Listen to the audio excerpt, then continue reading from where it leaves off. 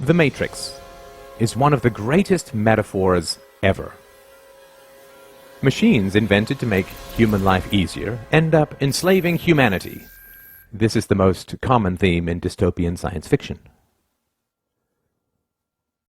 Why is this fear so universal, so compelling?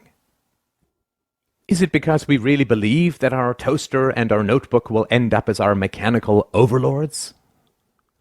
Of course not. This is not a future that we fear, but a past that we are already living. Supposedly, governments were invented to make human life easier and safer, but governments always end up enslaving humanity. That which we create to, quote, serve us, ends up ruling us.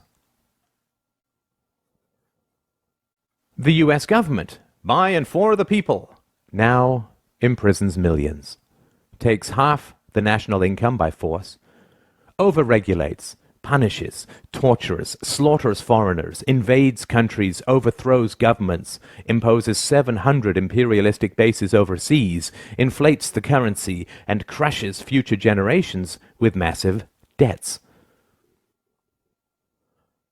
That which we create to serve us ends up ruling us. The problem with the state as servant thesis is that it is historically completely false, both empirically and logically. The idea that states were voluntarily invented by citizens to enhance their own security is utterly untrue. Before governments in tribal times, human beings could only produce what they consumed. There was no excess production of food or other resources. Thus there was no point owning slaves, because the slave could not produce any excess that could be stolen by the master. If a horse pulling a plow can only produce enough additional food to feed the horse, there's no point hunting, capturing, and breaking in a horse. However, when agricultural improvements allowed for the creation of excess crops, suddenly it became highly advantageous to own human beings. When cows began to provide excess milk and meat, owning cows became worthwhile. The earliest governments and empires were in fact a ruling class of slave hunters who understood that because human beings could produce more than they consumed, they were worth hunting, capturing, breaking in, and owning. The earliest Egyptian and Chinese empires were, in reality, human farms, where people were hunted, captured, domesticated, and owned like any other form of livestock. Due to technological and methodological improvements, the slaves produced enough excess that the labor involved in capturing and keeping them represented only a small subset of their total productivity. The ruling class, the farmers, kept a large portion of that excess while handing out gifts and payments to the brutalizing class, the police, slave hunters, and general sadists, and the propagandizing class, the priests, intellectuals, and artists. This situation continued for thousands of years, until the 16th to 17th centuries, when again, massive improvements in agricultural organization and technology created the second wave of excess productivity. The enclosure movement reorganized and consolidated farmland, resulting in 5 to 10 times more crops, creating a new class of industrial workers displaced from the country and huddling in the new cities. This enormous agricultural excess was the basis of the capital that drove the Industrial Revolution. The Industrial Revolution did not arise because the ruling class wanted to free their serfs, but rather because they realized how additional, quote, liberties could make their livestock astoundingly more productive.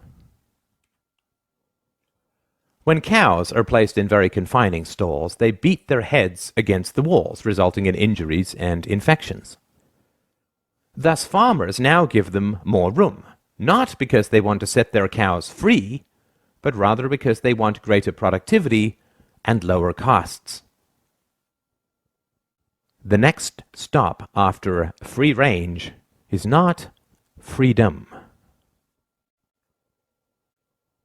The rise of state capitalism in the 19th century was actually the rise of free-range serfdom.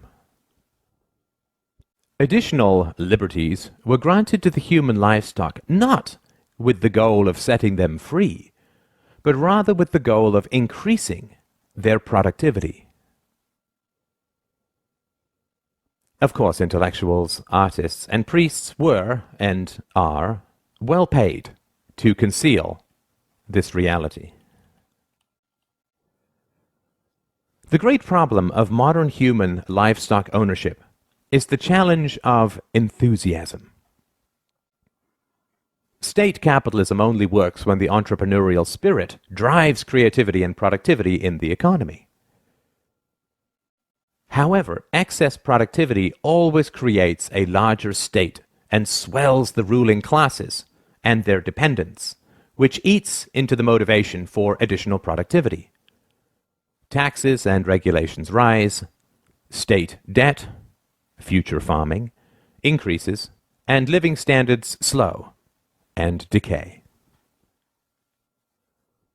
Depression and despair begin to spread as the reality of being owned sets in for the general population. The solution to this is additional propaganda, antidepressant medications, superstition, wars, moral campaigns of every kind, the creation of, quote, enemies, the inculcation of patriotism, collective fears, paranoia about outsiders and immigrants, and so on. It is essential to understand the reality of the world. When you look at a map of the world, you are not looking at countries, but farms.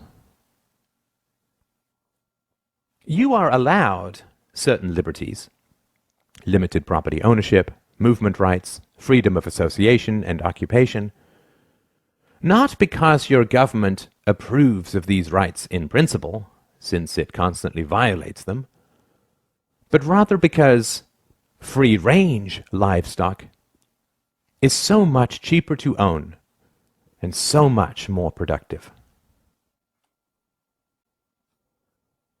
It is important to understand the reality of ideologies. State capitalism, socialism, communism, fascism, democracy. These are all livestock management approaches.